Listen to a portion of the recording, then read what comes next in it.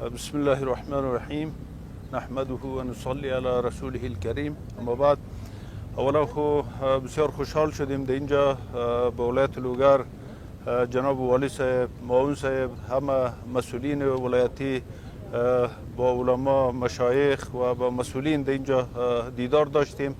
در رابطه با مسائل مختلف با هم صحبت کردیم، در رابطه با بهبود امورات یومیه و امورات اداری.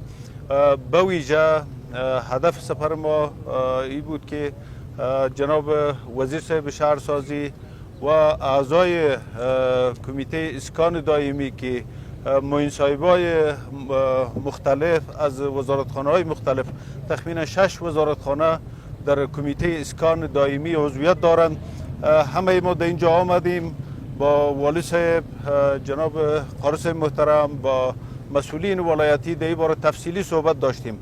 هدفی بود که هر چی زودتر مهاجرینی که در وطن آمدن بر از اونها یک نمره زمین باید به شکل عاجل باید توزیع شود در همه ولایات.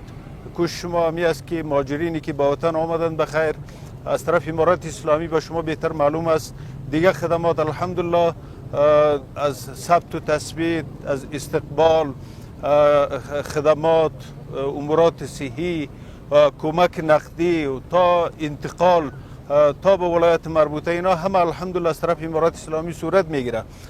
و یک چیزی که تا حال در این باره به شکل قابل توجه عملی نشده بود، مسئله اسکان دائمی است. اعطای یک نمره زمین که از طرف جناب امیرالمؤمنین صاحب حفظه الله منظور گردیده است.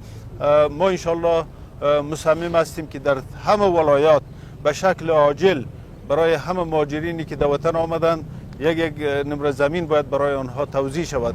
امروز هم در اینجا الحمدلله شهرک هم در اینجا افتتاح کردیم که بیشتر از 1000 نمره شهرک است. این انشالله به همه مهاجرین تقسیم کرده می شود. در پالوی ازی دیگه شهرک هم انشالله به شکل هرچی عاجل دیگه شهرک هم ساخته می شود.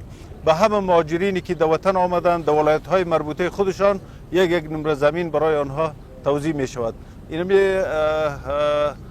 هدف آمدن ما در ولایت لوگر به شکل اساسی همی بود.